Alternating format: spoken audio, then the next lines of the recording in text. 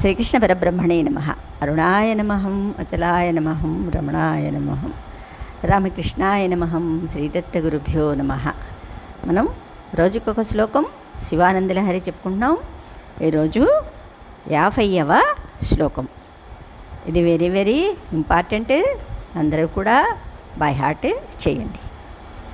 సంధ్యారంభ విజృంభితం శృతిశిరస్థానాంతరాధిష్ఠితం సప్రేమ భ్రమరాభిరామమసత్కృ సద్వాసనాశోభితం భోగీంద్రాభరణం సమస్తసుమనః పూజ్యం గుణావిశ్రుతం సేవే శ్రీగిరిమల్లికార్జునమహాలింగం శివాలింగితం. సంధ్యారంభ విజృంభితం శృతిశిరస్థానాంతరాధిష్ఠితం సప్రేమ భ్రమరాభిరామమసత్కృ సద్వాసనాశోభితం భోగీంద్రాభరణం సమస్తసుమనః పూజ్యం గుణావిశ్రుతం సేవే శ్రీగిరిమల్లికార్జునమహాలింగం శివాలింగితం. సంధ్యారంభ విజృంభితం శృతిశిరస్థానాంతరాధిష్ఠితం సప్రేమ భ్రమరాభిరామమసత్కృ సద్వాసనాశోభితం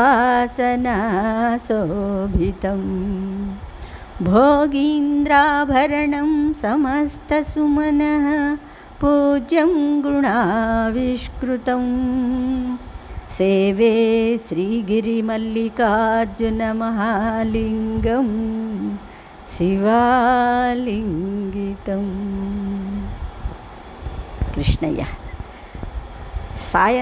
సాయం సమయాన తాండవ నృత్యంతో విజృంభించేది, వేదాలకు శిరస్సులైన ఉపనిషత్తులలో వర్ణింపబడినది, ప్రేమతో కూడిన బ్రహ్మరాంబాదేవిచే మనోహరమైనది, ఎల్లప్పుడూ సాధు సద్వాసనల చేత శోభించునట్టిది, వాసుకి భూషణంగా కలిగినది, సమస్త దేవతల చేతను పూజింపదగినట్టిది, సత్వగుణం చేత ప్రకటితమైనట్టిది, పార్వతీదేవిచే ఆలింగనం చేసుకోబడినది అయిన శ్రీశైలమందున్న మల్లికార్జున మహాలింగాన్ని నేను సేవిస్తున్నాను అని శంకరుడు చెప్పారన్నమాట.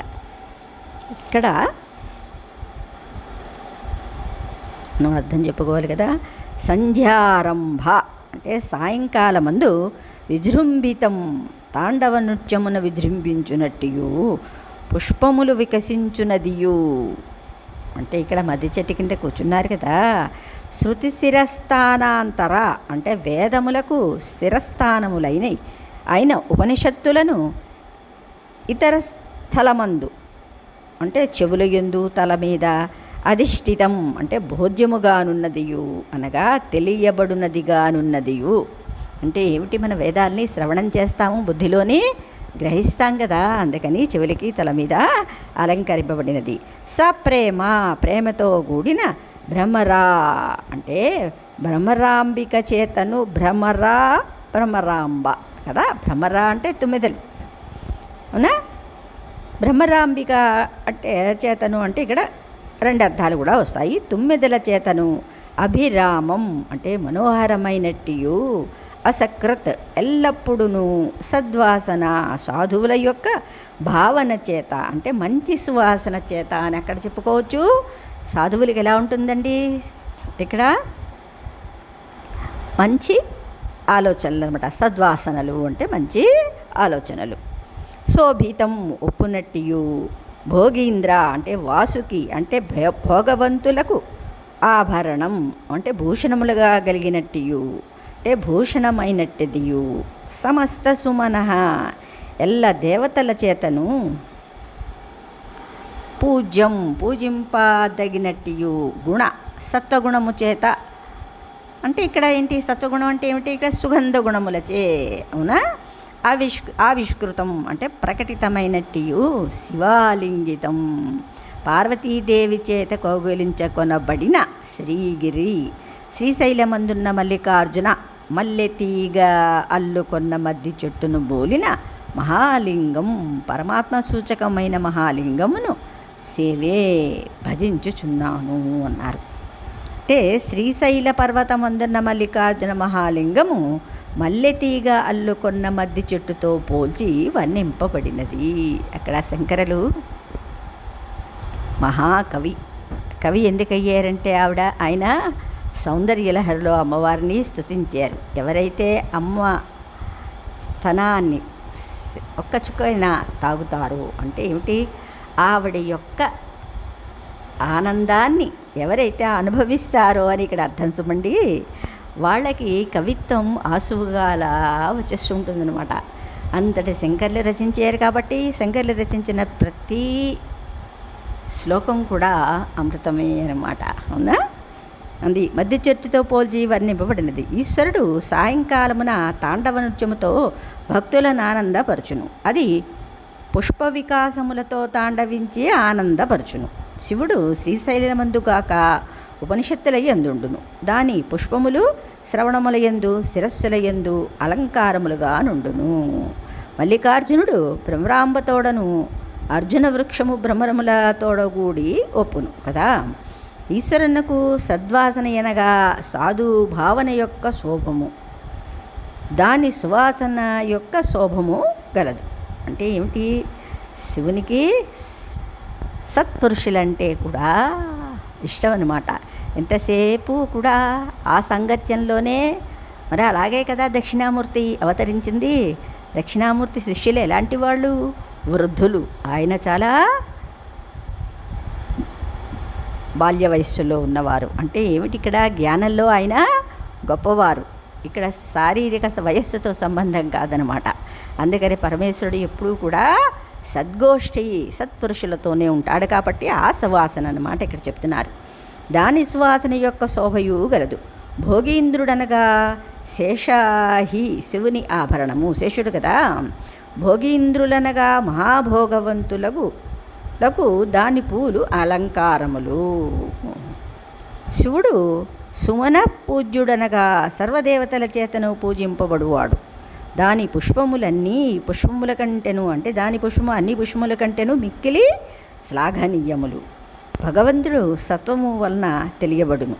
అది సుగంధ గుణమునకు అది ఎలా తెలుస్తుంది? సుగంధ గుణమున తెలియబడుతుంది. సత్వగుణం ఎలా తెలుస్తుందండి?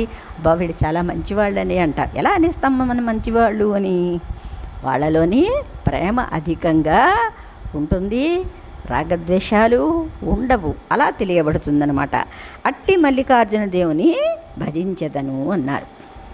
ఇక్కడ శంకర భగవత్పాదులు శిష్యగణంతో పాదచారి అయి భారతదేశం అంతా పర్యటించారు. అలా పర్యటిస్తున్న సందర్భంలో మన ఆంధ్రప్రదేశ్లోని శ్రీశైల మహాపుణ్యక్షేత్రాన్ని కూడా దర్శించారు. సరిగ్గా అప్పుడు సంధ్యాకాలం అయింది. అక్కడ మల్లెతీగ అల్లుకొనిన మద్ది చెట్టును ఒకదాన్ని చూశారు. ఆ చెట్టును ఉపమానంగా చేసుకుని చెప్పిన మహాద్భుతమైన శ్లోకమే ఇదనమాట. దీని తరువాత వచ్చే భృంగీచ్ఛానటనోత్కటపి అవునా శ్రీశైలవాసే విభో, ఇది చాలా చాలా ఆనందాన్ని కలిగించేది అనమాట. అంటే 51వ శ్లోకం. అన్న 51వ శ్లోకం కూడా శ్రీశైల మల్లికార్జున స్వామిని ఉద్దేశించి చెప్పినదే. మొత్తం 100 శ్లోకాలున్న ఈ శివానందలహరి స్తోత్రంలో ఈ 2 శ్లోకాలు సరిగ్గా మధ్యలో ప్రాణప్రదంగా ఉండటం విశేషం. శ్రీశైల శిఖరం దృష్ట్యా పునర్జన్మ నా విద్యతే అన్న సూక్తిని ఇలా స్తోత్ర మధ్యంలో ప్రాణప్రదంగా ఉన్న ఈ 2 శ్లోకాలు దృఢపరుస్తాయి అని చెప్పారన్నమాట. ఇక్కడ కొంచెం వివరణ ఇచ్చారు. ఎందుకంటే ఇది బైహార్ట్ చేయడానికి, అందరికీ మనస్సులో ముద్రించబడడానికి దీని వివరణ కొంచెం ఇచ్చారన్నమాట. ఇక్కడ ఏమిటి, సంధ్యాకాల విజృంభితం ఫస్టే కదా. ఈ శ్లోకంలో శివుణ్ణి మద్ది చెట్టుతోనూ శ్రీశైల బ్రహ్మరాంబను ఆ మద్ది చెట్టును చుట్టుకుని ఉన్న మల్లెతీగతోనూ పోల్చి చెప్పారనమాట. పగటికి రాత్రికి మధ్య ఉన్న కాలాన్ని సాయం సంధ్యాకాలం అంటారు. సూర్యుడు అస్తమించిన తరువాత నక్షత్రాలు ఇంకా రాకుండా ఉన్న మధ్య సమయాన్ని సాయం సంధ్యాకాలం అంటారు. ఈ కాలాన్నే ప్రదోషకాలం అని కూడా అంటారు. ఇతర సమయాల్లో సామాన్యంగా ఉన్నప్పటికీ ఈ సంధ్యాకాలం వచ్చే సమయానికి శివుడు తాండవ నృత్యం చేస్తూ విజృంభిస్తాడనమాట. అంటే ఆయన ఒళ్ళు మర్చిపోతారు. ఇక్కడ సంధ్యా సమయం అంటే ఏమిటి?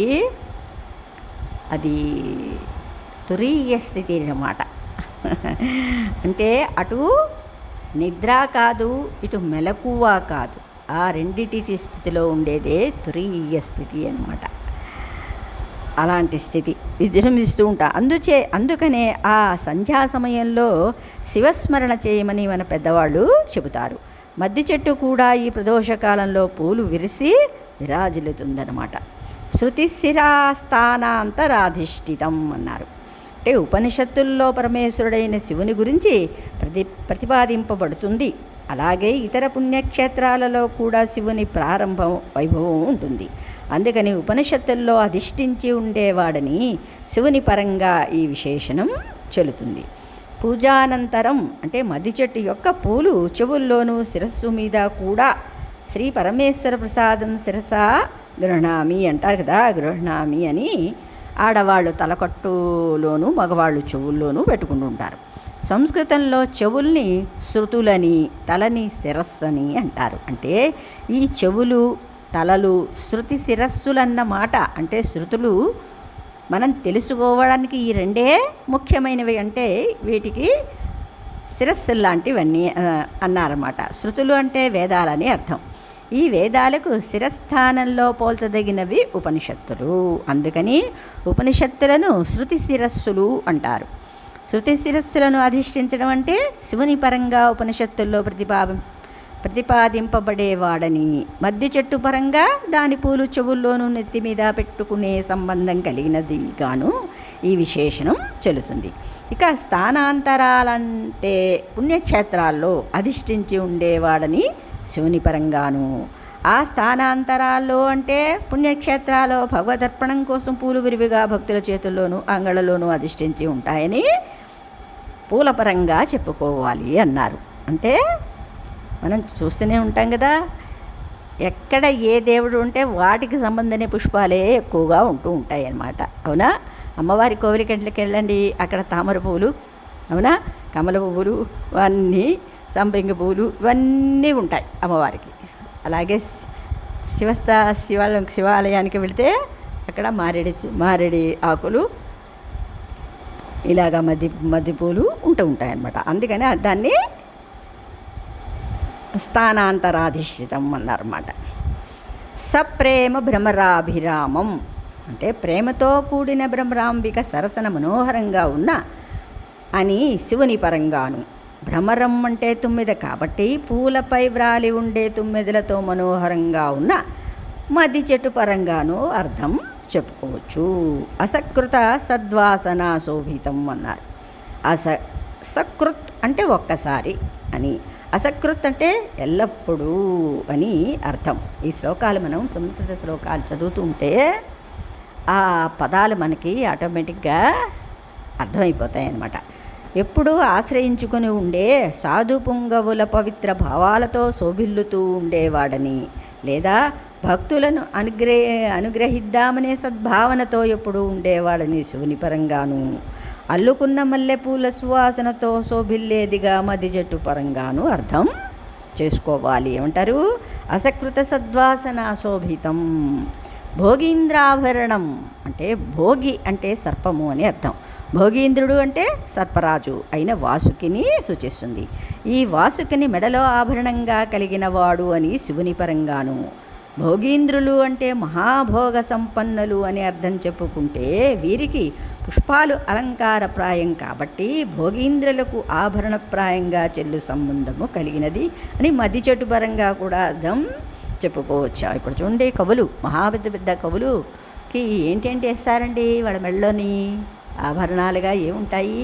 మంచి మంచి సుగంధమైన పుష్పాలు వాళ్ళకి హారాలుగా వేస్తారు కదా. అంటే ఆ హారాల్ని బట్టి ఎన్ని ఎక్కువ దండలు ఉంటే వాడు అంత గొప్ప భోగి అన్నమాట. అర్థమవుతుంది కదా. సమస్త సుమన పూజ్యం సుమనస్సు. సుమనః అంటే మంచి మనస్సు కలమాట. మంచి మనస్సు కల వాళ్ళందరూ కూడా అంటే సత్వగుణం ఉన్న వాళ్ళందరూ కూడా పరమాత్మని ఆరాధిస్తారు. సుమనస్సు అంటే దేవతలు అనే అర్థంలో దేవతల చేత పూజింపబడేవాడని శివుని పరంగాను.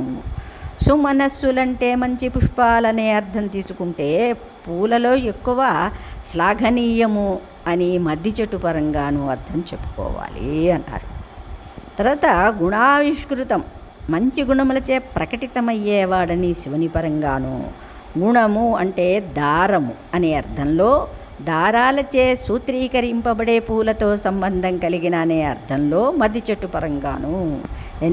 ఒక శ్లోకంలో ఎన్ని విషయాలు అంటే మద్ది చెట్టుతోటి పరమేశ్వరుణ్ణి పూలతోటి ఆ పార్వతీదేవిని ఇక్కడ వర్ణించారన్నమాట. పార్వతీదేవి ఆలింగనం ఎవరిని చేసుకుంది? పరమేశ్వరుణ్ణి కదా, అందుకని మద్ది చెట్టు అన్నమాట. గుణావిష్కృతం అయిపోయింది కదా, చెట్టు పరంగాను అర్థం చెప్పారు. ఈ విధంగా శ్రీశైలంలో వేంచేసి ఉన్న మల్లికార్జున స్వామిని లేదా మల్లెతీగలు అల్లుకున్న మద్ది చెట్టును బోలిన వాడును శివాలింగితం. శివలింగంలో పానుపట్టం పార్వతిని సూచిస్తుంది. అంటే పార్వతిచే ఆలింగనము చేసుకొనబడిన వాడును అయిన మహాలింగ స్వరూపుణ్ణి నేను సేవించుచున్నాను అని ఈ శ్లోక భావన. ఎంత బాగుంది! ఇంత అర్థం మనకి తెలియకపోయినా ఆ ఒక్క శ్లోకాన్ని బైహార్ట్ చేసి మనం అలా చదువుకుంటుంటే సంధ్యా సమయంలోనే పరమేశ్వరుడు కటాక్షించకుండా ఉంటాడా? శ్రీకృష్ణ పరబ్రహ్మణే నమః.